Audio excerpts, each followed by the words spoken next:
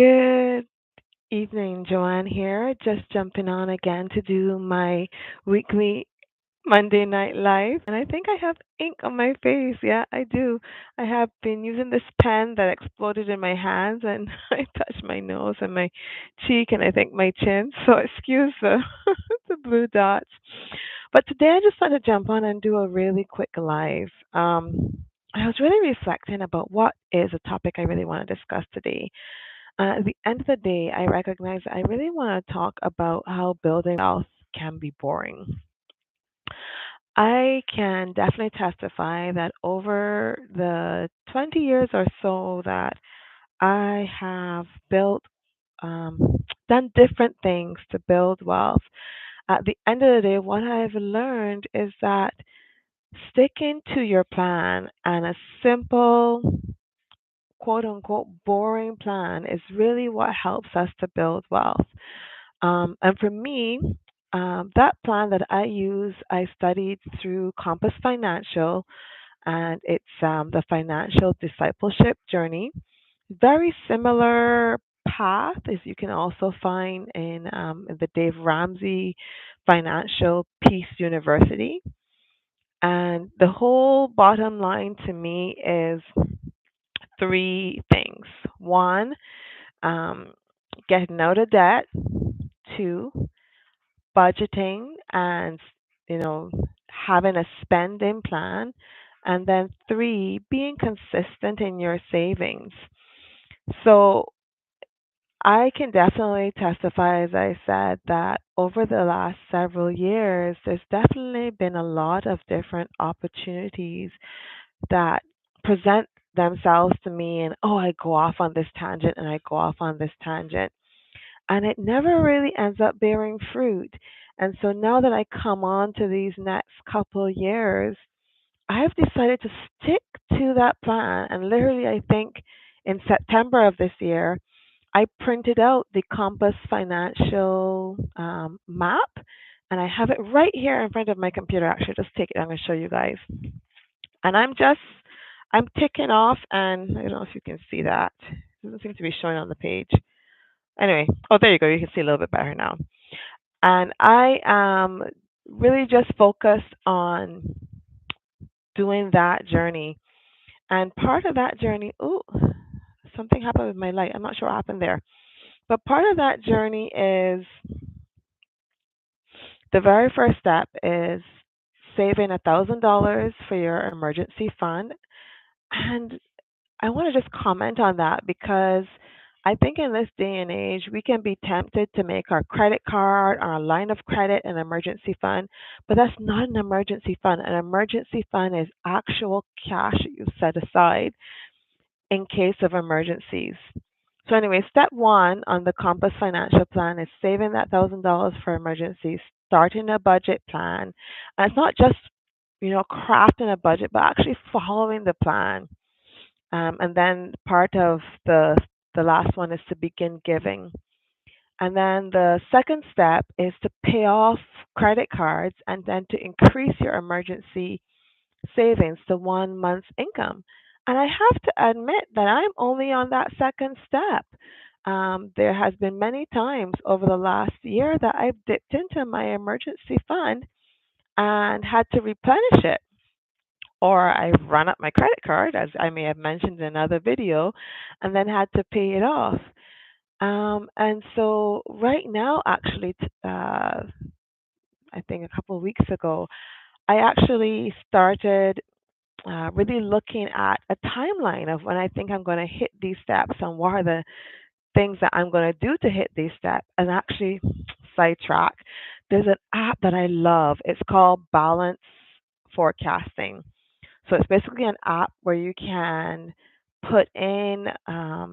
create multiple accounts and then put in reoccurring transactions or one-time transactions, and it will forecast your balance and show you, the daily forecast. I think up to like 5 or 10 years out. And so I really like this because it can kind of highlight to me upcoming where there might be a cash flow crunch and I might need to rearrange payments.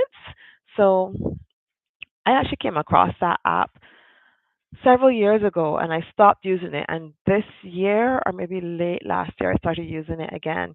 And so, specifically, when I finally said, I'm going to commit to using this boring Compass financial pathway, I really need to know my numbers and understand not only income and expenses, but timing of payments.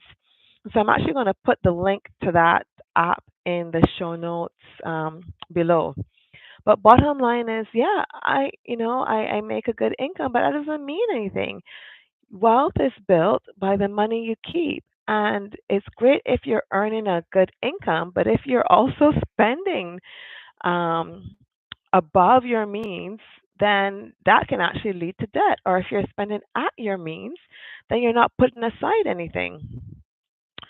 So, yeah, I'm on step two, which is paying off all my credit cards and then working on increasing my emergency savings to 1 month's income and maintaining that. And right now, my goal to achieving my timeline that I've done based on my balance forecast app is by December, I will have completed step two, and then I move on to step three, which is paying off all consumer debt. So, consumer debt is auto loans, student loans, any line of credit, so any bad debt.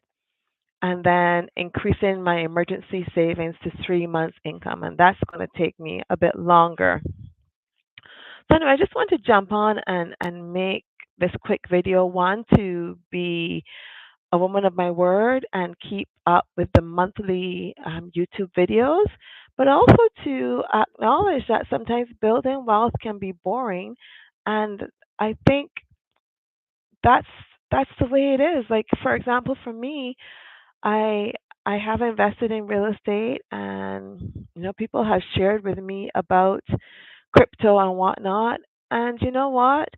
To each their own, but I haven't really fully understood the value of crypto.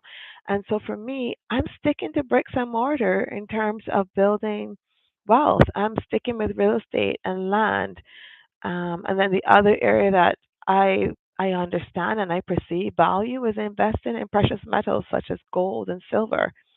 And so I decided just to be boring, stick to my plan, stick to the path and follow the steps, and then stick to areas that I really understand and build my wealth there slowly but surely.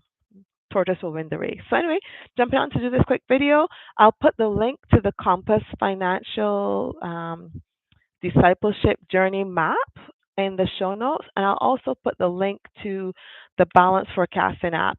The balance forecasting app, they have a free version. I think with the free version you can maybe do two accounts, but the paid version is like $20 a year, nominal, and you can do lots more accounts. And so for me, for example, I have done my mortgage. I have done my credit card. I only have one credit card now. I was fortunate that through my divorce, once it was settled, I was able to pay off quite a few of my credit cards, and then I closed them down, and I only have one now.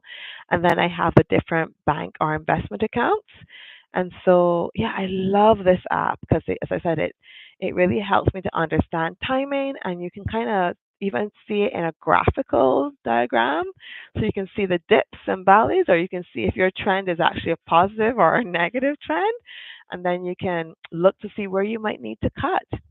All right, so Joanne here, jumping on doing this video, and I welcome you to comment about what are some of the boring things that have worked for you. For example, another boring thing that's worked for me, that's helped me to build wealth over these years, is subscribing to the company match and making sure that whenever I get paid, I automatically pay myself by doing that 5 or 10% into the company RRSP and getting the maximum match from the company. For me, for example, I have a 5% match. So from the time that I've been working with Thermo Fisher, I automatically maximize that to 5%. Sometimes I used to give more, but right now I'm at just the 5% because I'm looking to invest in other things and just making sure that I get that match. As I said, first thing when I get paid, that's automatically being removed, and so I'm not seeing that money come into my regular checking to then have to be more manually managing building wealth and investing. All right. Well, thanks so much. This is, I think, week 3 or 4 as I start back. I'd love to hear any other topics that you'd like to see me come on and discuss, and I'll see you next Monday.